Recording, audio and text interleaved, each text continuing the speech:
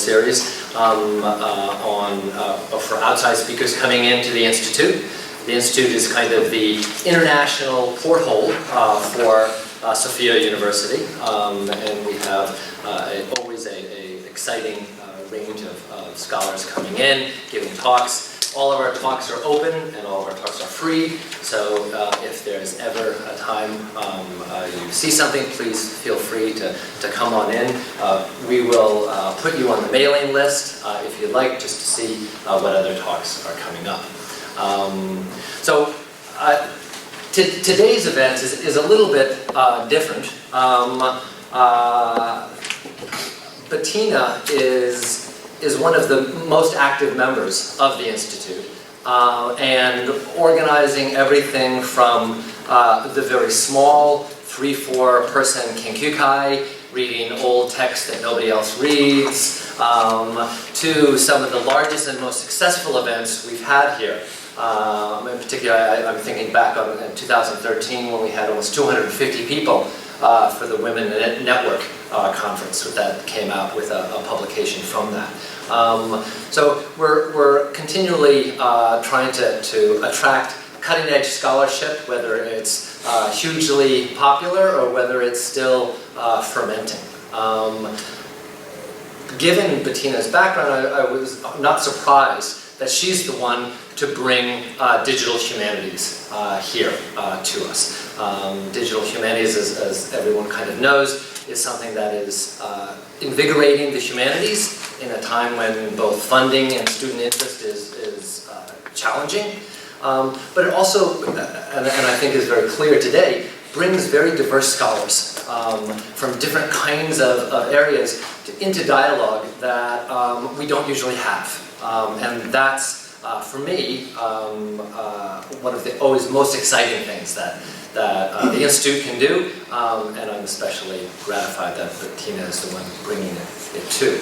I know a lot of us don't know each other. We all are kind of FOB, friends of Bettina, in some way. So I look forward to having a chance to meet you all during the breaks and the lunch and the reception.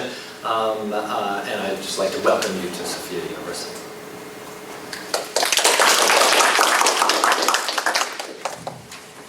Well, thank you very much for the kind words.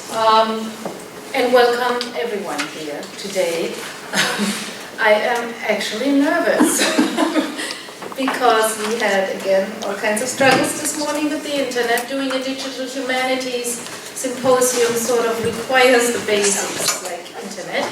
We were able to overcome everything, so I will calm down during the day. Otherwise, I really should also set a little bit the framework for this symposium today, because I was told that I'm usually a woman of a few words, and so today I should change that and say a little bit more. Actually, we do have with this symposium, it's a new one, and digital humanities today is a catchword that everyone uses. When I started off, I didn't even know of the existence of that word. But we have three main aims for the symposium today. And one of them is the introduction to the multiple tools and databases available for scholars and students. So I'm not sure about you, but in my case, I often get entangled in the internet, right? The World Wide Net of information. I try to find something. I find millions of databases, lots of information, but I find interesting stuff, but often not the answer that I really want. So in the analog age, when I was trained, students had to take these courses in reference studies, right? We had to know where to find our reference works, which were, of course, books. You would go through a library, you would be introduced into the standard works that everyone had to know. That was in the analog stage, right?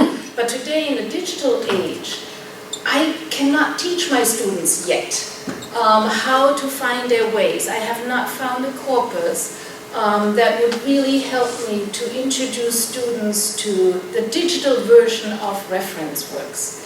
We have many of them, and librarians, they really work hard on compiling and guiding us through it. But I myself, and maybe it's really just a personal problem, I still need more guidance there and also more filtering. So one of the goals of today is to have a few scholars talk today about their participation in producing these reference works for us to make use of, that also should be widely known.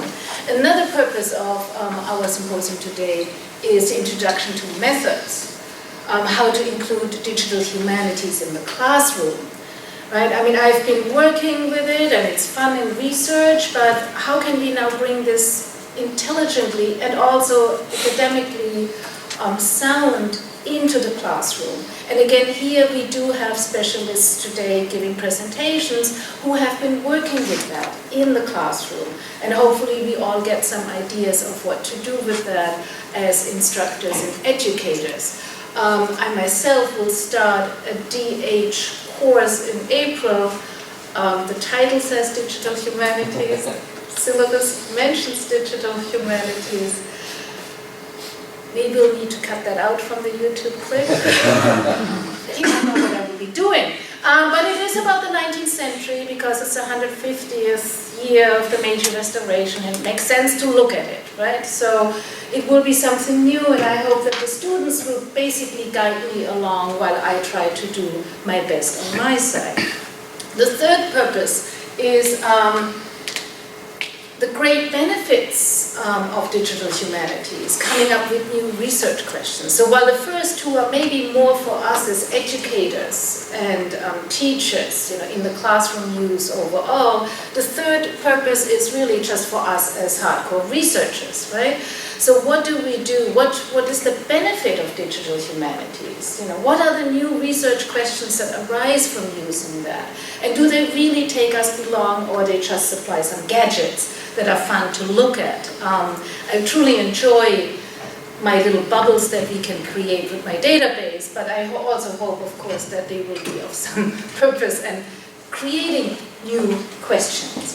And then the fourth little one that I didn't even dare to put up there is, as one of my other functions here, as an editor of a journal, how do we go from research questions and results to the next level, to publish them in the humanities? I mean, the sciences certainly have found ways of how to make use of their research results in publications, but for more of the conventional, traditional journal style of publications where we have PDFs, but no server or nothing to supply all the other metadata that would be required, how do we go from there? So that is one of the points that maybe we can address today during the many chances where we have for discussion and also while we wine and dine.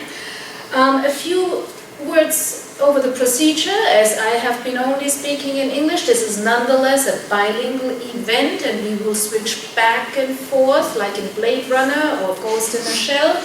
We are not going to offer translation, or we are not going to do that. I will be one of the leading persons for the Q&A, and I will also introduce, of course, our speakers, but I also have Professor Hashimoto here, who's also going to do in Japanese. But we are not saying the same thing. We will say different things, and that should be actually fun for us to listen to.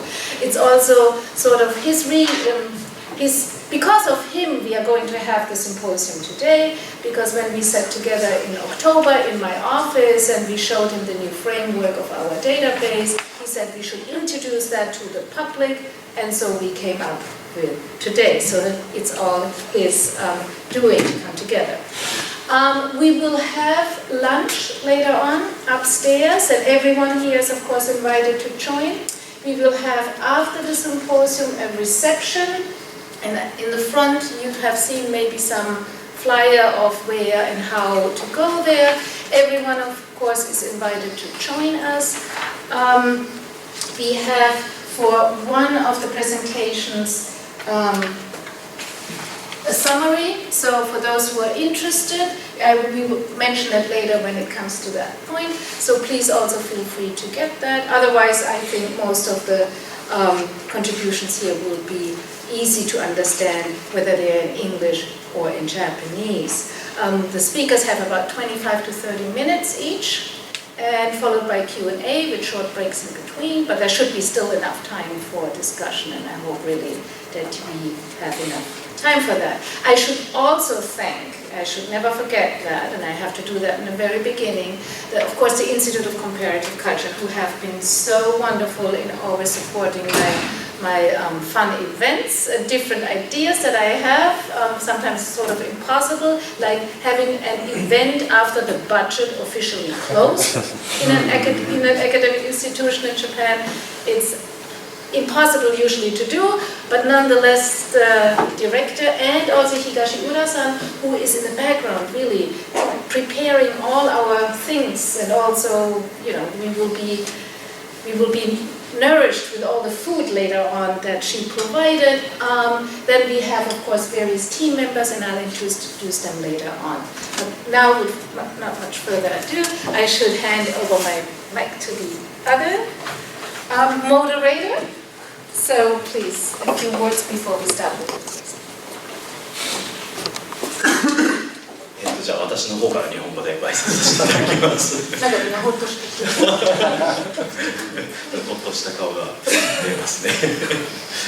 今日のこのイベントを催すきっかけになったのは、今先生からご説明あったように、今年の何月ですか？去年の何月ですかね。10月に上智大学にちょっとの先生のお部屋にお願いさせていただいて、発表されるボルンさんが開発されていたデータベースを見せていただいて、それに非常によくできたデータベースだなと感じたものですが、ぜひこれは日本の人々にそして国際的にも発信して、しっかりとこういうデジタルヒューマニティーズの活動をしているよということを伝えるべきだというふうにお話ししたんですね。そういったきっかけで今回こういうイベントにつながったわけですけども、私の方はほとんどそんなに準備はできていなくてですね、もう先生の方のおかげでございますので、あんまり、こういう機会でデジタルヒューマニティーズとか人文情報学という、分野自体はだんだん日本の人文学の中でも、少しずつ聞くようにはなってきたと思うんですが、まだまだこういう機会ってないと思いますので、ぜひ今日はしかも国際イベントでございますから、いろいろなこれを機会にコミュニケーションをとって、人脈をつなげていけたらなと、考えております。それでは、どうぞよろしくお願いいたします。